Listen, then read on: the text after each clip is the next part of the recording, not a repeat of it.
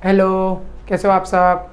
तो हम आ चुके हैं आज लेक्चर नंबर 3 लेके। Motion in a plane topic चल रहा था, motion in a plane. I hope आपने इसके पहले के दोनों लेक्चर एकदम अच्छे से निपटा लिए होंगे, क्योंकि इसके आगे का आज हमारा जो टॉपिक है वो है ग्राफ्स के ऊपर। तो ग्राफ समझने के लिए आपको पता होना चाहिए इक्वेशन कौन सी है, ठीक, तभी ग्राफ समझ में आएगा।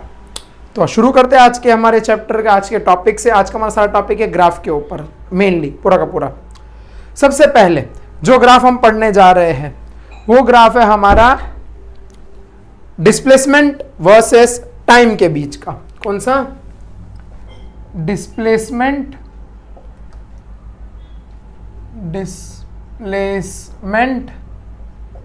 Versus time. अब देखिए, आपको ग्राफ अगर नहीं आता तो मैं आपको सिखा भी देता हूं साथ ही साथ कि कैसे किया जाए, क्या किया जाए, कब किया जाए। ठीक, सुनिए, समझिए और ध्यान दीजिए। जब भी आपको ऐसा लिखा जाए और आपको अगर ऐसा कंफ्यूजन हो कि हमें बस इतना बता दो कि y पे क्या लिखा जाए, x पे क्या लिखा जाए, अगर आपको इसमें हमेशा कंफ्यूजन है कि y में क्या लिखूं, मैं x में क्या लिखूं, तो क्या करना है आपको? सबसे पहले जो चीज पहले लिखी गई है वर्सेस के पहले, हमेशा ये फॉलो होगा, वो हमेशा किधर आएगा? y एक्सेस पे। तो डिस्प्लेसमेंट को हम डिनोट करते हैं x से, टाइम को डिनोट करते हैं t से। तो यहां आ जाएगा x और यहां पे क्या आ जाएगा? टाइम। यहां पे क्या आ जाएगा? टाइम। यहां पे क्या है हमारा? डिस्प्लेसमेंट। तो इसको रीड ऐसे किया जाता है, डिस्प्लेसमेंट वर्सेस टाइम का ग्राफ, डिस्प्लेसमेंट वर्सेस टाइम का ग्राफ। ठीक, इतनी बातें समझ में आई। अब आगे सुनिए। अब इसमें हमें अलग अलग प्रकार के बहुत सारे ग्राफ पढ़ने हैं। मेनली हमारे पास 5 ग्राफ है आपके टेक्स्ट बुक में दिए हुए सबके सब क्लियर करने हैं हमें। इजी है, कुछ ज्यादा हार्ड है नहीं। सबसे पहले ग्राफ की बात करते हैं। सबसे पहले ग्राफ आपको जो दे रखा है वो इस प्रकार से दे रखा है। अरे सर, ये तो नीचे लाइन आपने ऊपर खींच दी ना। ना ना ना ना, समझाते हैं। देखिए, हो क्या रहा है ना कि यहां पे एक्चुअल में मान लो हम कोई पॉइंट पे थे और उस पॉइंट से हम हिले ही नहीं, फिर उधर ही खड़े रह गए। लेकिन टाइम तो चलता जाएगा, टाइम कभी रुकता नहीं है किसी के लिए, ना रुका है। तो अगर मैं यहाँ पे खड़ा हूं, मतलब मेरा डिस्प्लेसमेंट नहीं हो रहा, मतलब मैं चल फिर नहीं रहा, लेकिन मेरे लिए टाइम तो वही है ना। टाइम चल रहा है 1 second, 2 second, 3 second, 4 second, 5 second.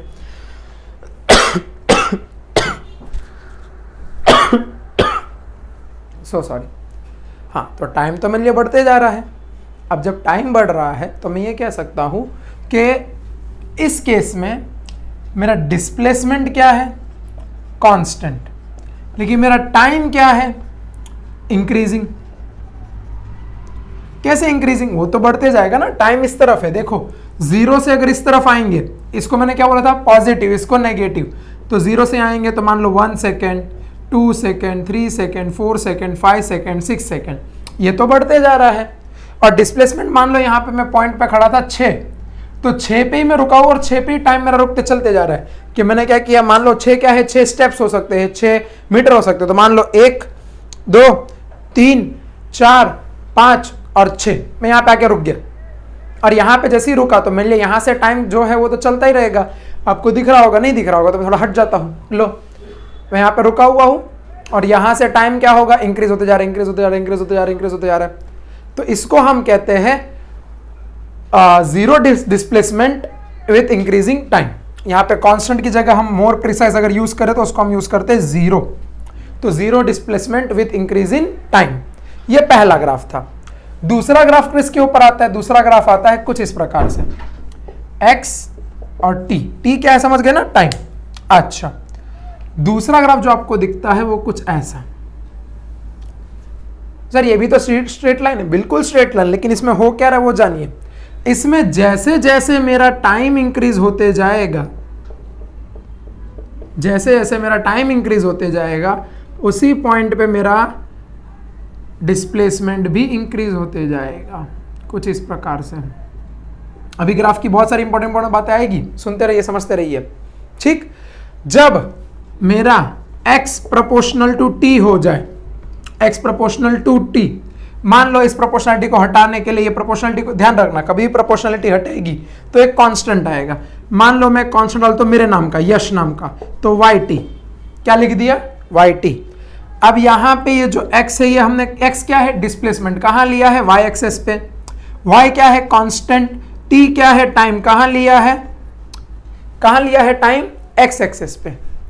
आपको इक्वेशन दिख रही है, y is equal to M x. कुछ ध्यान आ रहा है, आपने कभी सुना है y is equal to M X या y is equal to M X plus C? इसका मतलब क्या होता है, ये जो इक्वेशन है ये होती है स्ट्रेट लाइन की। नहीं सुनिए तो आज सुन लो, स्ट्रेट लाइन इक्वेशन किसकी होती है, स्ट्रेट लाइन इक्वेशन किसकी होती है, स्ट्रेट लाइन इक्वेशन। जब भी आपको y is equal to M X या फिर y is equal to M X plus C दिखाई दे, तो ये दोनों इक्वेशन किसकी है, स्ट्रेट लाइन इक्वेशन है। किसकी है, स्ट्रेट लाइन की इक्वेशन है। तो यहां पे ये इक्वेशन सेटिस्फाई हो रही है, इसलिए इनका कैसे आया, स्ट्रेट लाइन आया। आप बोलोगे सर ये भी तो स्ट्रेट लाइन था, तो ये इसमें और इसमें क्या फर्क है, वो वाला जीरो डिस्प्लेसमेंट पे था, यहां पे क्या चल रहा है, यहां पे x प्रोपोर्शनल टू t। इसका मतलब क्या हुआ, अब वो समझते हैं। x प्रोपोर्शनल t का मतलब ये होता है कि एक सेकंड में मैं एक स्टेप चला, दूसरे सेकंड में दूसरा स्टेप, तीसरे सेकंड में तीसरा स्टेप। तो ऐसे हम लोग बोल रहे हैं प्रोपोर्शनल की हर एक सेकंड में कितना स्टेप चल रहा हूं, एक एक स्टेप। या ऐसा भी हो सकता है एक सेकंड में 2 स्टेप, फिर अगले सेकंड में 2 स्टेप, फिर अगले सेकंड में 2 स्टेप। इसको हम कहते हैं x या फिर डिस्प्लेसमेंट प्रोपोर्शनल टू टाइम। समझ में आया, पक्का, श्योर, आगे बढ़े। चलो अब यहां पे आप ध्यान देना, बिल्कुल ध्यान देना एकदम। अभी आपका हम लोग एकदम बेसिक चेक करेंगे कितना अच्छा है, आओ देखते हैं। अगर मैं यहां से एक लाइन खींचूं ऐसे, चलो नीली नीली ले लेते हैं स्याही, ध्यान से। अगर एक बार आप समझ गए ना, उसके बाद आपको कभी समझने की जरूरत नहीं पड़ेगी। यहां से मैं एक लाइन खींचूं ऐसे, अब ये वाली कौन सी लाइन है, इसको रिप्रेजेंट कर रही है, टाइम को, ध्यान देना, टाइम को रिप्रेजेंट कर रही है। ठीक है, तो मैं यहाँ पे लिख देता हूं t, कौन सा डिफरेंट लिख देता हूं t। और मैंने यहां से एक लाइन खींची, और ये जो छोटी वाली लाइन है किसको रिप्रेजेंट कर रही है, इसको लंबा करो तो ये इसको रिप्रेजेंट करती है। और ये कौन सी लाइन है, x की। दिखा इतनी चीजें, दिखी इतनी चीजें। छोटी वाली t ये लाइन किसको रिप्रेजेंट कर रही है, जो हॉरिजॉन्टल है वो किसको रिप्रेजेंट कर रही है, टाइम को। वर्टिकल किसको रिप्रेजेंट कर रही है, डिस्प्लेसमेंट को। आप अगर ध्यान से देखो तो यहां पे आप देखो, ये यहां से इधर और ये इधर, इतना सा ट्रायंगल आपको दिख रहा है, उसमें ही आपको 90 दिख रहा होगा। तो ये थीटा में मान के चल रहा हूं। अब आपको मेरे को एक ऐसी चीज बतानी है कि जिसमें ये t और x का टर्म आए। कुछ याद आ रहा है, sine theta, cos theta, tan theta, बिल्कुल बिल्कुल बिल्कुल। देखो ये हाइपोटेन्यूस है रेड वाला, ये थीटा के बगल वाला मतलब एडजेसेंट, और ये थीटा के अपोजिट वाला है। तो टैन थीटा का क्या आता है फॉर्मूला, टैन थीटा का फॉर्मूला आता है मेरे ख्याल से opposite upon adjacent, right, opposite upon adjacent. Opposite की वैल्यू कितनी दे रखी है आपको, अपोजिट की वैल्यू x, एडजेसेंट की वैल्यू t। सर ये तो कुछ देखा देखा मेरे को लग रहा है, चलो एक काम करते हैं, यहां पे मैं छोटा सा ले लेता हूं। नहीं आप कंफ्यूज हो गए, चलो इतनी सी चीज रखते हैं, x और t। कुछ याद आ रहा है, अगर मैं यहां पे डेल्टा लगा दूं, imagine just delta, change in displacement upon change in time, कुछ डिवाइड करने पे कुछ वेलोसिटी जैसा याद आ रहा है, बिल्कुल। तो यहां से क्या आता है, ये वेलोसिटी। सर ये डेल्टा क्यों लिया, जस्ट अजम्पशन, मान लिया कि यहां से यहां तक का चेंज कितना है, डेल्टा एक्स, यहां से यहां तक का चेंज कितना है, टी। सर ये कैसे आया, देखो इधर से इधर पे, इधर से इधर पे, मान लो 2 सेकंड 4 सेकंड, यहां से इधर जाओ, यहां से इधर जाओ, मान लो यहां पे 4 सेकंड, यहां पे 2, 4 मीटर, यहां पे 2। तो इन दोनों का चेंज डिवाइड बाय इन दोनों का चेंज, यही तो किया है, 4 - 2, 4 - 2, और उसी को हम लोग क्या कहते हैं, वेलोसिटी। और ध्यान रखना हमेशा कि ये जो होता है, अब आपको एक स्लोप के बारे में बात बताते हैं। सर ये क्या नया वर्ड कह दिया, स्लोप का मतलब आसान शब्दों में मतलब ये होता है ढलान। स्लोप का मतलब क्या होता है, ढलान। आप अगर कभी भी देखोगे तो एक गाड़ी जो रहती है वो चलती रहती है, अगर वहां पर ढलान आई तो डिपेंड करता है वो ढलान कितनी गहरी है। जैसे यहां पे आप देख सकते हो, यहां पे कोई ढलान नहीं है, सीधा है रोड, लेकिन यहां पे ऐसी ढलान है, तो अगर मैं गाड़ी को यहां रखूंगा तो ऐसे जाएगी।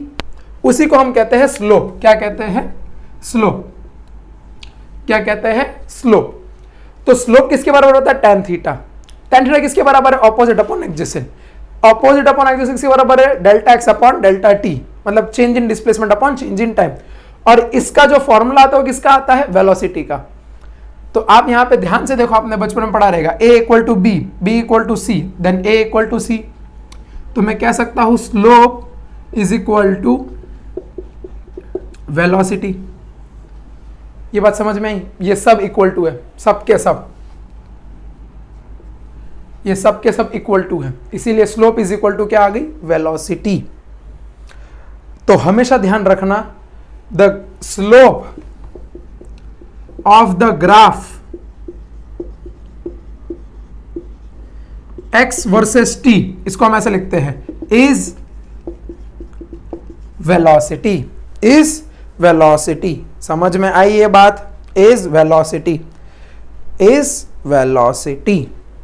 यहां से पूरा का पूरा आपका कॉन्सेप्ट एकदम मस्त खुल जाता है। अब आप पूछोगे सर वहां पे क्यों नहीं आपने बताया, इधर क्यों बताया? क्योंकि यहां पे डिस्प्लेसमेंट हो ही नहीं रहा था। तो डिस्प्लेसमेंट नहीं हो रहा है, तो अगर मैं delta X upon delta T भी करता तो डेल्टा एक्स की वैल्यू कितनी? 0 अपॉन टी। किसी को भी 0 से डिवाइड करो, आंसर 0 ही आता है। मतलब वेलोसिटी की वैल्यू कितनी है? 0। और स्लोप की वैल्यू भी कितनी आ गई? 0। इसीलिए तो ये सीधा है। कुछ गया? स्लोप की वैल्यू सीधी है, स्लोप की वैल्यू 0 है, इसीलिए वो कैसा है? स्ट्रेट है। जबकि यहां पे स्लोप ढलान है कुछ, ये देखो ऐसे गिर रहा है, इसलिए स्लोप का वैल्यू किसके बराबर है? वेलोसिटी। और वेलोसिटी किसके बराबर है? Delta X upon delta T के। गया? पक्का? श्योर?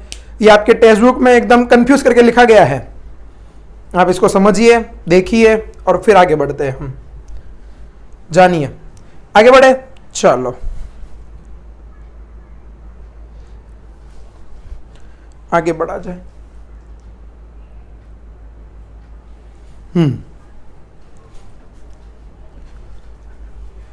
केसरियो रंग तने लाग्यो ना,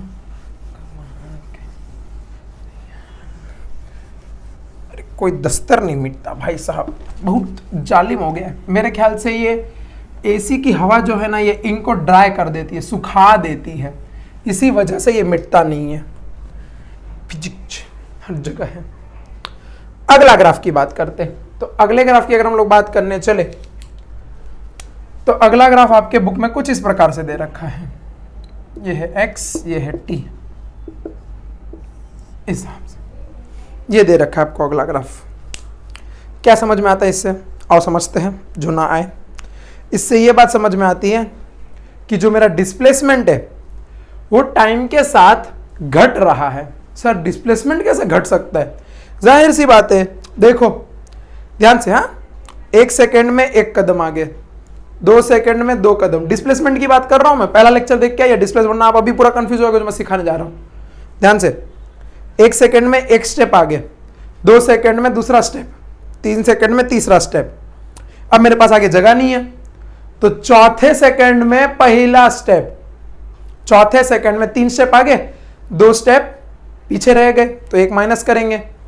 पांचवें सेकंड में दूसरा, और छठे सेकंड में जहां पे था वहीं पे पहुंच गया मैं। कुछ समझ में आया? क्या हुआ यहां पे? मैं यहां से चला, ये हो गया फर्स्ट स्टेप, फिर यहां पे गया सेकंड स्टेप, फिर यहां पे गया थर्ड स्टेप, फिर मैं यहां से पीछे आया, और ये कौन सा भी स्टेप होगा? ये होगा मेरा 4th स्टेप, जाहिर सी बात है। फिर ये होगा मेरा कौन सा? 5th स्टेप, और ये कौन सा होगा? 6th step.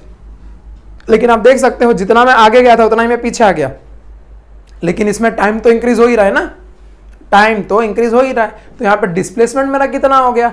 3 आगे 3 पीछे, मतलब 3 - 3 0। लेकिन टाइम कितना है? 1 सेकेंड, 2 सेकेंड, 3 सेकेंड, 4, 5, 6 सेकेंड। तो 6 सेकेंड में डिस्प्लेसमेंट कितना? 0। तो बस यही करना है आपको। क्या करना है?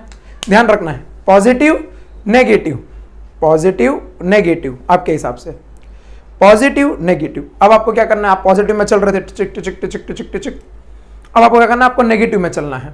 तो जैसे ही आप नेगेटिव में चलोगे, टिचिक टिचिक टिचिक टिचिक, नेगेटिव में चलोगे चलोगे चलोगे चलोगे, आपका टाइम बढ़ते जा रहा है, लेकिन आपका डिस्प्लेसमेंट क्या होते जा रहा है? नेगेटिव होते जा रहा है। क्या होते जा रहा है? नेगेटिव होते जा रहा है। इसको यूं समझिए कि आप घर से निकले और घर आपका डिस्प्लेसमेंट 0 था, ठीक है। अब अगर आप घर में ही घूमते तो आपका डिस्प्लेसमेंट कुछ होता नहीं। आप घर से निकले स्कूल जाने के लिए, ठीक है। आप घर से निकले स्कूल जाने के लिए, आपका घर था और घर से निकले आप स्कूल जाने के लिए, और मान लो आपका स्कूल है इधर पे, ये आपका स्कूल है, ये आपका हाउस है, होम।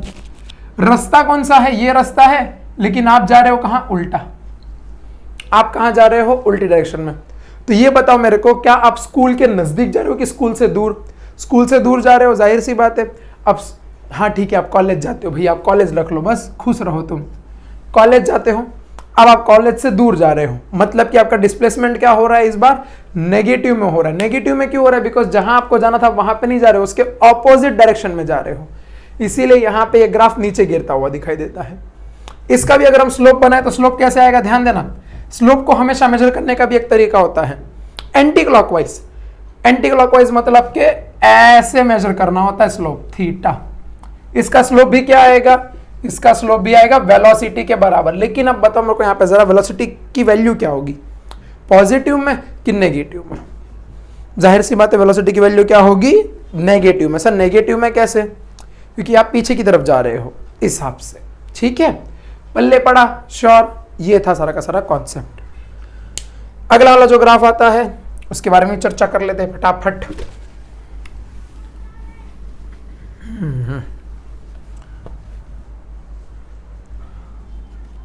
देखिए,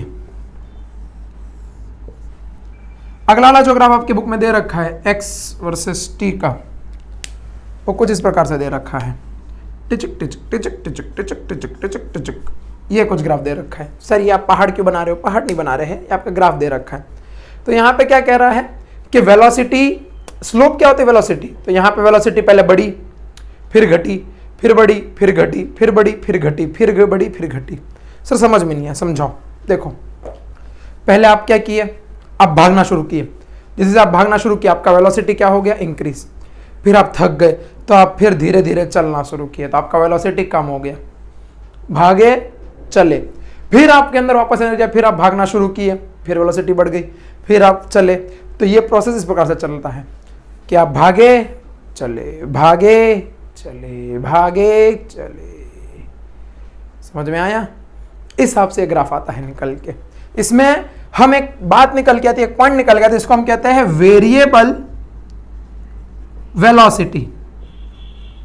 वेरिएबल वेलोसिटी मतलब पहले भागने की स्पीड कुछ और होगी, कुछ वेलोसिटी कुछ और होगी, फिर चलने की कुछ और वेलोसिटी होगी, फिर ऐसे, फिर ऐसे। समझ में आया? इस प्रकार से। अगला जो ग्राफ आता है, बहुत इंपॉर्टेंट ग्राफ आता है हमारे पास जीवन में निकल के। सीखा है? पक्का? सुअर? चलो, उसके लिए हमें ये मिटाना पड़ेगा।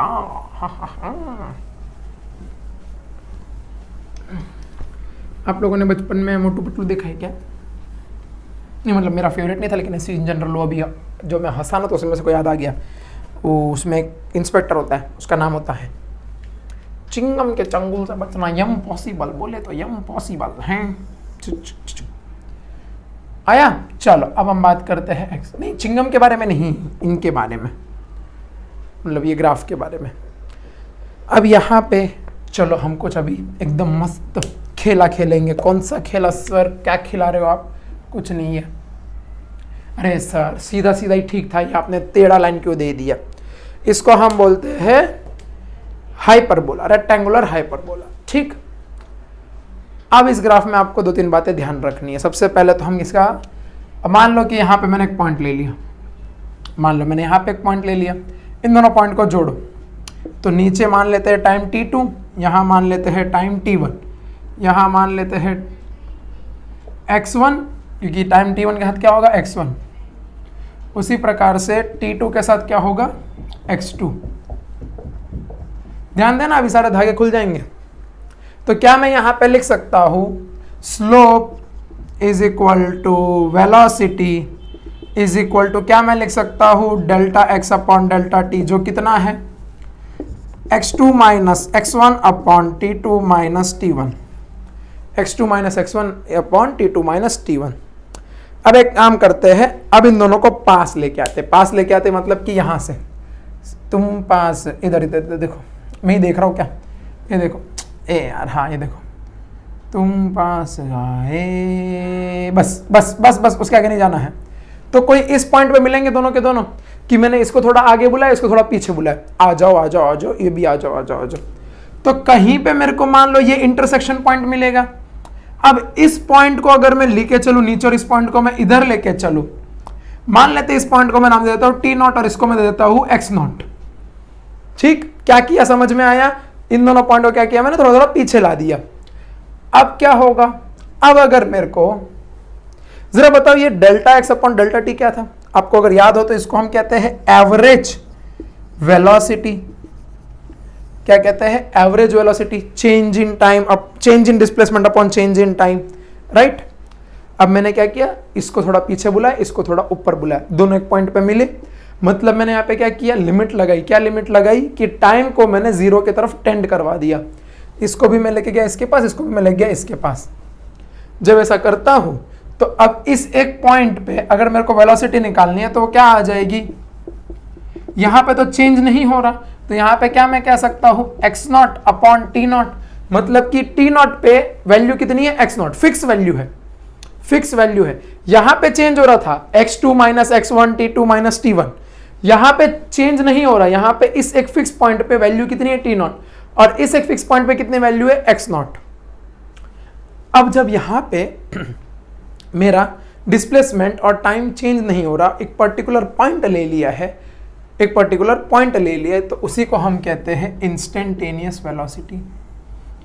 उसी को हम कहते हैं क्या, इंस्टेंटेनियस वेलोसिटी।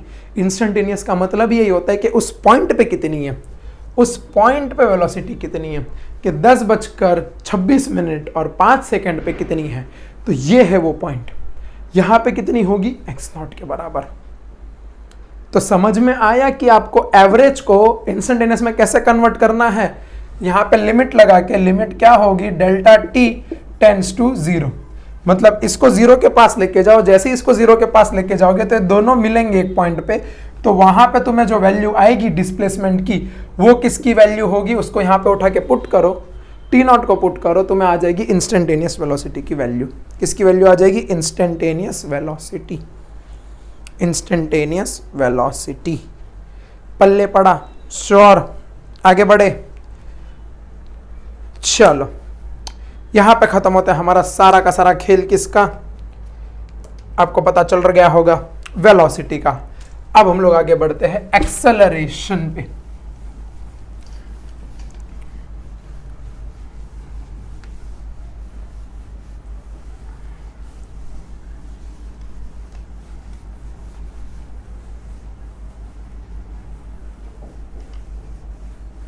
एक्सेलरेशन,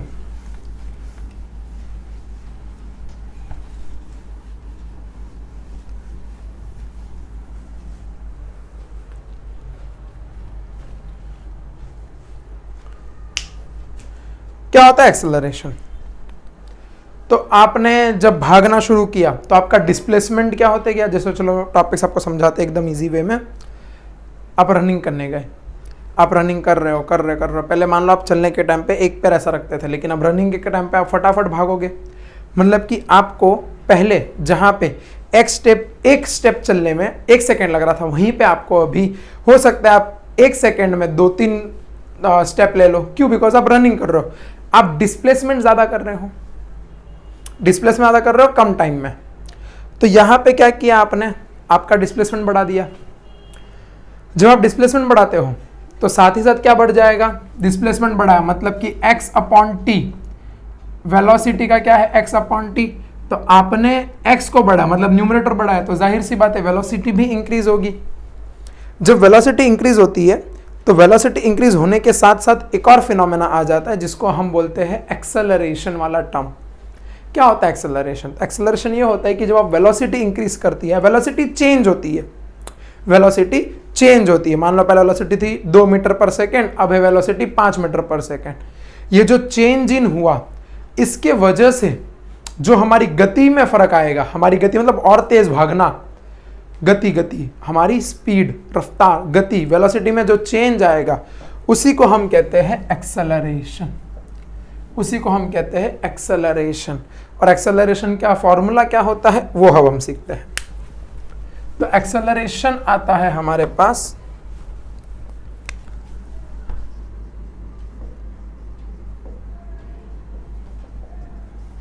वो आता है चेंज इन वेलोसिटी,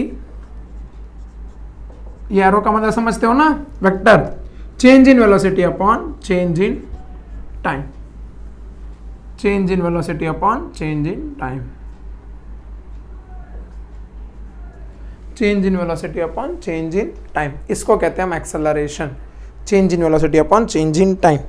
अगर इसकी यूनिट्स की बात करें तो इसके यूनिट्स क्या आ जाएंगे, इसके यूनिट्स आते हैं मेरे ख्याल से, देखो वेलोसिटी का यूनिट होता है मीटर पर सेकेंड और टाइम का यूनिट होता है सेकेंड।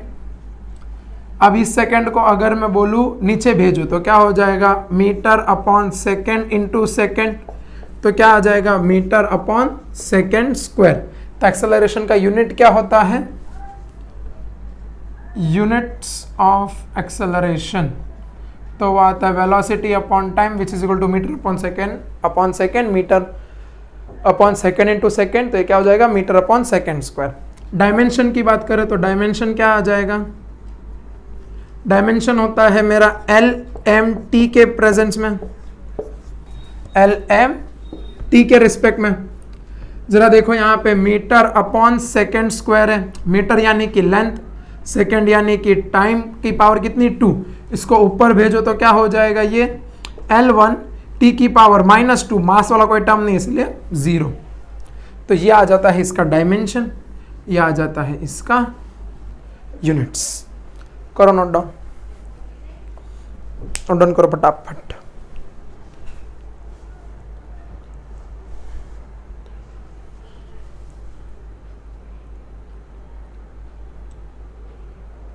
कर लिया, चलो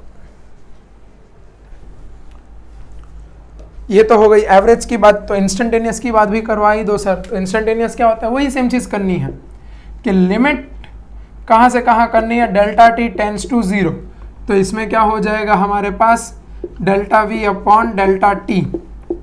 डेल्टा क्यों समझ में आता है ना, डेल्टा का मतलब क्या होता है, चेंज इन वेलोसिटी, ये इसको डेल्टा बोलते हैं, ये ट्रायंगल को, change in velocity upon change in time. तो यहां से जो फॉर्मूला आता है dv upon dt, dv upon dt, dv upon gt, चेपो, ठीक है, लिख लिया, चलो ठीक है। फिर अभी इसमें जो ग्राफ के टॉपिक्स बचते हैं हमारे पास एक्सेलरेशन के, वो अभी हम करेंगे नेक्स्ट वीडियो में। आपको मेरे ख्याल से वेलोसिटी के ग्राफ और एक्सेलरेशन का जो भी है यूनिट वगैरह समझ गया रहेगा अच्छे से। ग्राफ वाले के साथ साथ अभी हम नेक्स्ट टाइम करना डेरिवेशन करेंगे न्यूटन्स काइनेटिक, मतलब न्यूटन्स के वो क्या बोलते हैं, काइनेमेटिक के 3 इक्वेशन आपने सुने रहेंगे कभी ना कभी, नहीं सुने तो आप आज सुनो, अगले वीडियो में सुनोगे। तो इतना कर लीजिए, बाकी थैंक यू सो मच।